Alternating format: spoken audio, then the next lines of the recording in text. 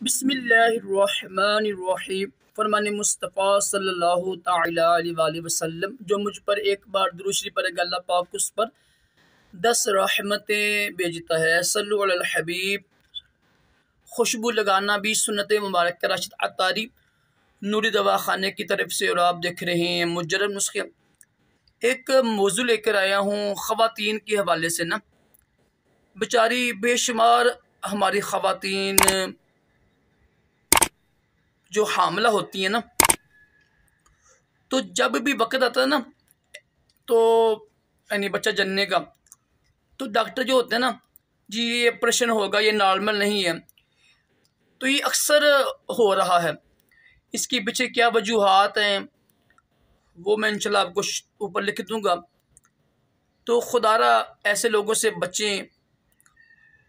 Doctor हजरात खुद ही ये उनका कसूर होता है, जिसकी वजह से ख़वातीन बेचारी ना, यानी नॉर्मल जो होती है ना, यानी बच्चा जनने की जो होती है, उससे बेचारी बड़ी परेशान होती हैं। यानी 8-9 महीने बिल्कुल सही काम हो जाता है, कुछ बीमारी नहीं होती है, और ऐन वक्त पर ना जी ये ऑपरेशन होगा, ये होगा। तो इसकी क्या वजूहात हैं, क्यों ऐसा होता है, मैं इंशाल्लाह ऊपर लिख दूंगा। और इसका हल क्या है, क्या क्या खाएं, ग़िज़ाएँ कौन सी हों, वो लिख दूंगा मैं। तो अल्हम्दुलिल्लाह जो हमारा दवाखाना है ना, वो आप तशरीफ़ लाया करें। इस्लामिया कॉलेज है, मेन जो गेट है ना इस्लामिया कॉलेज का, उसके बिल्कुल सामने है नूरी शिफा खाना है, तो गेट नंबर 4 है। तो वहाँ पर तशरीफ़ लाएँ आप। अगर किसी ने कोई दवाई लेनी हो तो इंशाअल्लाह जब देसी दवाई होती है, जो मेरे उस्ताद मोहतरम है ना, हकीम गुलाम मोहम्मद साबर कादरी अत्तारी, माशाल्लाह वो ख़ुद भी हकीम हैं, और उनके भाई भी हकीम हैं, और उनके मामू भी हकीम हैं, नाना भी हकीम हैं, माशाल्लाह ख़ानदानी हकीम है। और अल्हम्दुलिल्लाह मेरे जो खालूजान थे ना, वो भी माशाल्लाह हकीम थे। तो ये कि हम कोई 50 स्टॉल नहीं बैठे हुए हैं, अल्हम्दुलिल्लाह बाकायदा कोर्स किया हुआ है, और सन्नत वगैरह हर चीज़ हमारे पास है। तो ये कि ख़वातीन के हवाले से मैं ऊपर लिख दूँगा क्या वजूहात होती हैं और इसका हल क्या है। सारा पढ़ लीजिएगा, इंशाअल्लाह आपके इल्म में बड़ा इजाफ़ा होगा, और खुदारा इससे बचें, ताकि जब भी ये ऐन वक्त आए तो ऑपरेशन की आफत से बच जाएँ आप। और कोशिश करें जो ख़वातीन होती हैं ना, कोशिश करें डेली ना, जो हामला होती हैं, कोशिश करें डेली 1 गिलास दूध पिया करें, और 1 सेब डेली खाया करें। और जो ये है ना बादाम अखरोट वगैरह, अगर इतनी इस्तात है तो वो भी इस्तेमाल करें, क्योंकि जितनी अच्छी खुराक होगी ना ख़वातीन की हामला की, उतनी ही आसानी होती है।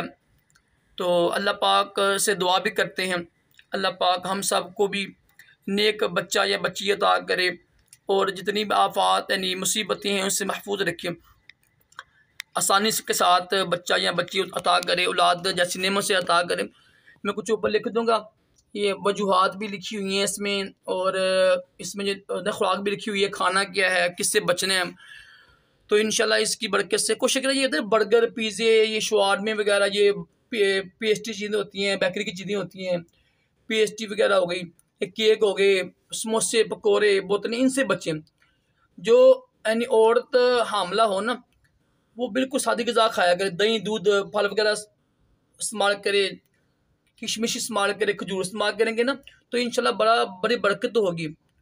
जो बाहर की चीज़ें होती हैं इससे बचा करें, कब्ज़ ना होने दें, ठीक है। खजूर का इस्तेमाल किया करें, दूध का इस्तेमाल किया करें, सेब का इस्तेमाल किया करें, अनार का इस्तेमाल करें, अंगूर का इस्तेमाल करेंगे ना, तो इससे इंशाल्लाह खून में कमी भी नहीं आएगी, और इंशाल्लाह आसानियाँ भी होंगी।